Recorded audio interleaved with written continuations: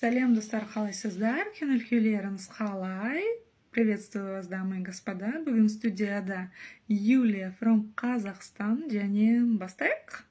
Дамы и господа, мы начинаем. Сегодня у нас с вами новое словосочетание. Тіркелген жері.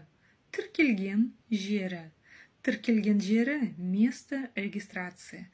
Тіркелген регистрации жері – место. Но если вы будете искать переводы этих слов в словаре, вы увидите кое-что другое. Смотрите. Слово «тіркелген» образовано от глагола «тіркеу» – регистрировать. «Тіркеу». Вот и все. Затем убрана буква «у», добавлен суффикс «ыль», который говорит, что это зарегистрировано кем-то, и добавлен суффикс «ген», который говорит о том, что у нас здесь используется прошедшее время. Вот таким нехитрым способом, вот таким вот конструктором образовано новое слово. Погнали дальше. Жера. Жер – это земля. Это первое значение. В данном случае будет переводиться как место. Место регистрации. Но, как вы поняли, это все грамматика. Лишь просто напоминаю о том, что в словарях не всегда вы увидите все значения. Ну а если вы используете Google Translate, он тоже не всегда корректно переводит. Более того, он даже не озвучивает казахскую версию. По-русски он вам все озвучит, по-английски вам все озвучит, а вот с казахским языком возникнут проблемы. Поэтому мы с вами учимся читать по-казахски. Ну, давайте теперь научимся все-таки читать, да? Тіркелген. Как обычно, мы каждое слово делим по слогам. Тіркель, тіркелген. Мы с вами в первом слоге видим палочку с точкой.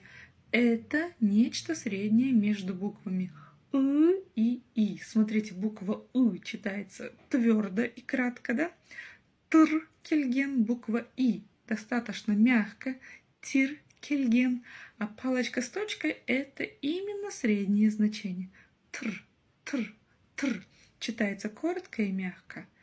Ну, не совсем мягко, как буква И. Вот именно среднее звучание, среднее значение. Тр. Ну и дальше мы видим везде букву Е. Тіркелген. Тіркелген. А здесь применяется правило, которое звучит так. Как пишется, так и читается, и ни одна буква не искажается. Вот и все. Лишь напомню про букву Л. Она читается, как будто там написан мягкий знак в данном случае. Если будут стоять твердые гласные буквы, то Л будет читаться твердо. Вот и все. Два варианта произношения.